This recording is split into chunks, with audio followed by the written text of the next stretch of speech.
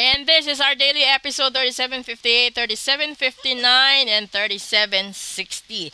Unang daily episode po natin ngayong buwan ng Nobyembre. 'Di ba? Iilang ano na lang, no? Less than 2 months tapos na ang 2024.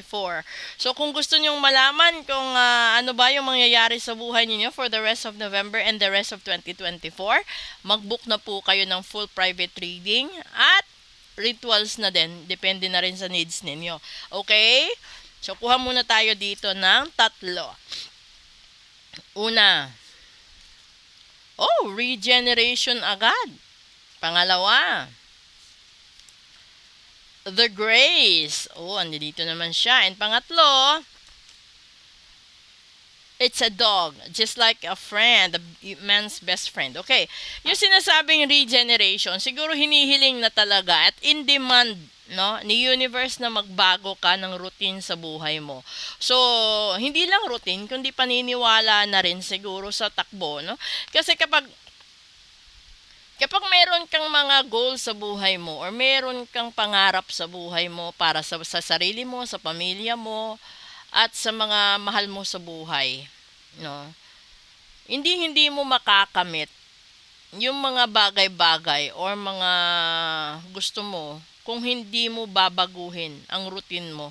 Kasi halimbawa, yung pattern mo 1 to 10, o 1 to 3 hanggang 10, 'di ba? And then may mga numbers doon na hindi siya karapat dapat sa placement niya. So, kung gusto nyong malaman kung ano yung mga bagay-bagay na dapat nyong baguhin, tanggalin, iwasan, no? At panatilihin, pwede kayong mag-book ng full private reading diyan para maiwasan ninyo yung mga hindi kaaya-aya. Kasi 'di ba? Gusto lang naman natin matanggap yung blessings, yung grasya ng Diyos, yung grasya ng universe na dapat para sa atin. Kaso nga lang, hinahadlangan ito minsan ng mga tao. Yung hindi mo alam kung bakit nagkakaroon ng delays ang buhay mo, ang swerte mo, 'di ba? Yung dati sasabihin mo, dati natatanggap ko naman ito ilang araw lang, bakit ngayon buwan na, minsan taon pa hindi pa dumadating. Tapos lumabas dito yung dog is a best friend of yours kasi kailangan nagre-represent ito kasi ng loyalty, nagre-represent ito ng patience, perseverance, sacrifice at saka yung love, 'di ba? Kasi walang katulad yung inaalay na pagmamahal, pagtitiis, sakripisyo at sugal. Isusugal ng aso buhay niya sa amo niya, sa mahal niya kasi tinuturing niya itong pamilya, 'di ba? So kung number one ito protector eh. So kung ikaw yung tipo ng tao na gusto mong protektahan ang mahal mo sa buhay, alam mong binarang siya, 'di ba? Alam mo na nagkasakit siya dahil sa barang, dahil sa kulam, dahil sa gayuma, dahil sa kung ano-ano pa.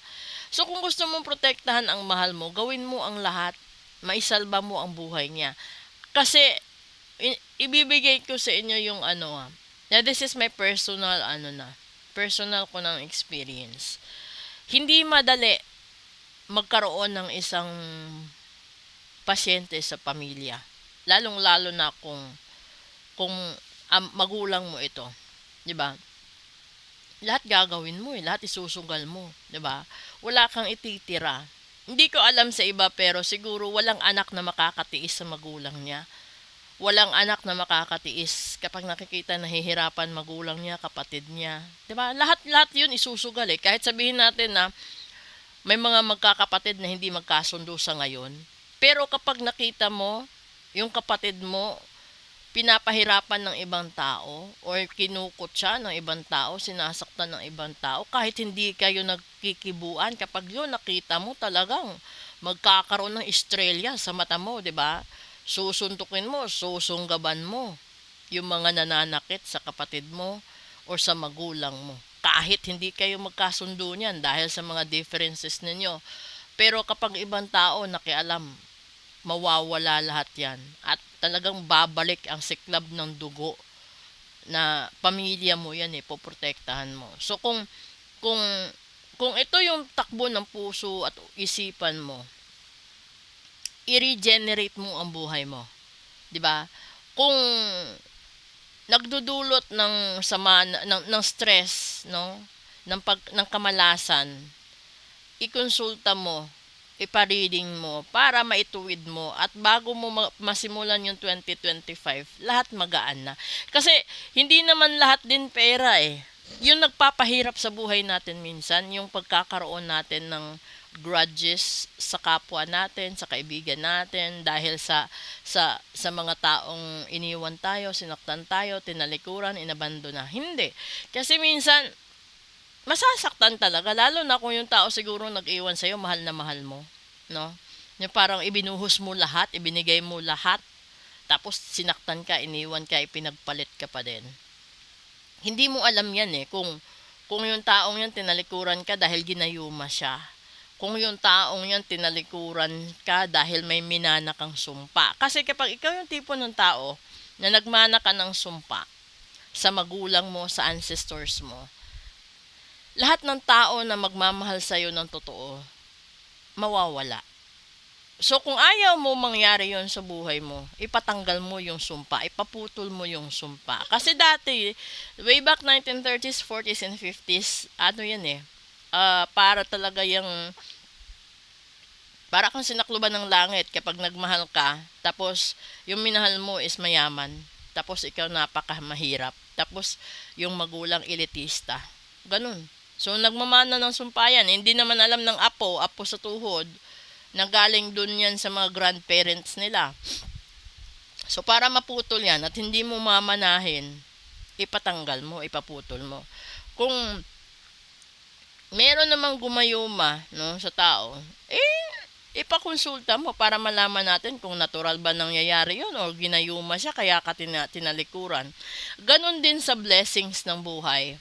Kung gusto mong magbago, gusto mong magkabalikan kayo, gusto mong maging maayos ang pagsasama ninyo, gawin mo ang mga bagay na dapat magawa. Magpa-reading ka para alam mo. Kasi kalimitan sasabihin natin talaga, 'di ba? Yung pera kikitain natin.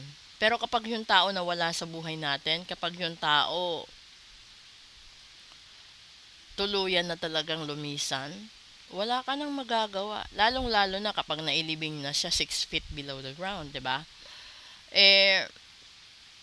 Manghihinayang ka pero hindi na maibabalik. So hangga't mayroon pang pagkakataon, hangga't may maliit pang pag-asa, i-grab mo na yung opportunity na yon para magawa mo ang dapat. At kapag dumating man yung panahon na talagang wala ng pag-asa, hindi ka magsisisi kasi ginawa mo na eh. You did everything. Ito yon. 'Di ba yung aso? Kaya niyang isugal ang buhay niya sa mahal niya sa buhay. Kung yung mahal mo sobrang gusto mo talaga, bakit di ka tataya sa isang ritual para magkabalikan kayo, para magkaayos kayo, para manatili na intact at protektado kayo. Alam niyo yung yung buhay na yung takbo ng ritual. Kapag may tinanggal ka, halimbawa tatanggalin mo yung gayuma, kailangan pareho kayong nag-cleansing, pareho kayong na-ritual, para hindi na kayo pakikialaman ng kahit na sino. At kailangan nyo din yung protection ritual sa ganon, para hanggang dulo, wala nang mang-aagaw. So kung hindi mo magawa lahat-lahat yan, ay talagang mapapanis, parang ulam din, di ba? Subukan mo na hindi mo gawa o hindi mo timplahin o hindi mo lutuin sa tamang proseso at mapapanis talaga yan. Ganon din ang buhay. Kapag hinog sa pilit ang buhay, kailangan mong agapan hanggat kaya pa. Ganon din ang larangan ng pera, sa larangan ng kung ano-ano pa, agapan mo hanggat kaya pa. So ngayon, ito na yung sinasabi ni Universe sa November ninyo. Mag-regenerate kayo. And then you do all the sacrifices needed. And then you will have the grace that you are asking from the universe and from God itself. Good morning and proceed tayo sa special episode. Thank you!